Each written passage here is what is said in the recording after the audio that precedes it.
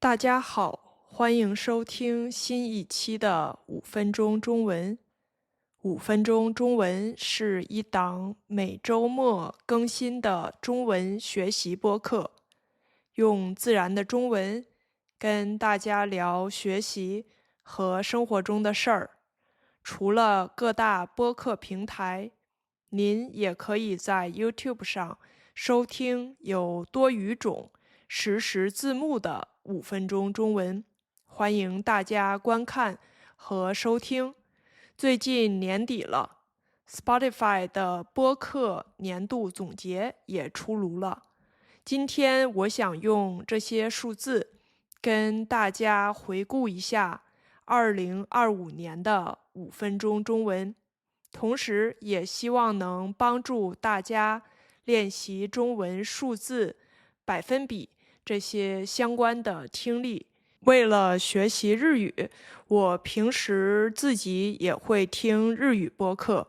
但是我注意到大多都是聊日常生活、文化习俗，比如现在到了年底，很多播客都是讲日本怎么过圣诞节，还有怎么为新年做准备之类。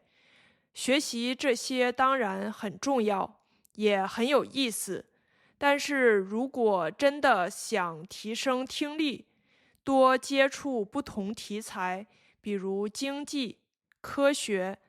政治，稍微跳出舒适圈也是非常有必要的。所以我想明年也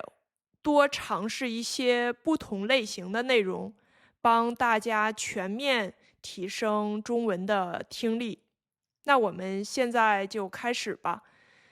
说回 Spotify 的播客年度总结，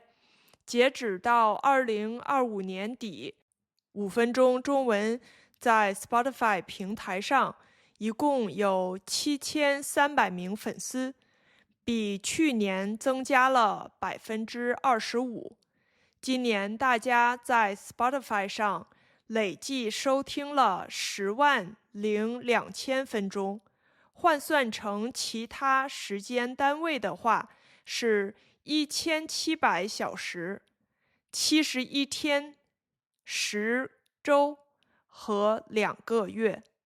今年的收听者遍布102个国家，排在前5名的国家依次是越南、日本、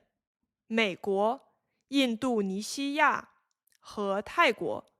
下面聊聊5分钟中文的铁粉数。在快4000名收听者中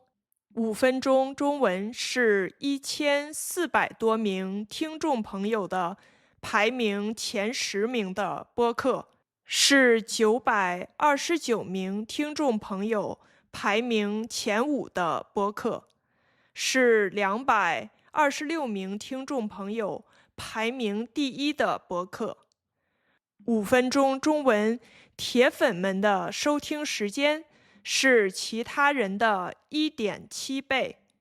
，30%的人在1天内收听2期或者更多，5%的听众会在新节目发布24小时之内就点击收听。Spotify 也根据这些数据给5分钟中文颁了一些奖。第一个奖是 A 2025 Marathon Show， 这个的意思就是节目的粉丝收听时长超过平台上94%的播客。第二个奖是 A 2025 Talked About Show， 也就是说5分钟中文收到的留言数比91%的节目都多。最后5分钟中文也是 A 2025 Most Shared Show， 因为5分钟中文的分享数高于97%的节目。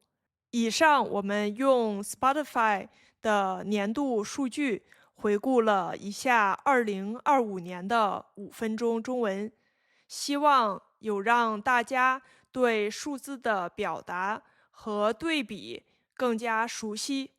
当然，这些数字的背后是广大听众朋友们一如既往的支持，能被这么多世界各地的中文学习者喜欢，对大家的中文学习有所注意，是我这个播客的初衷。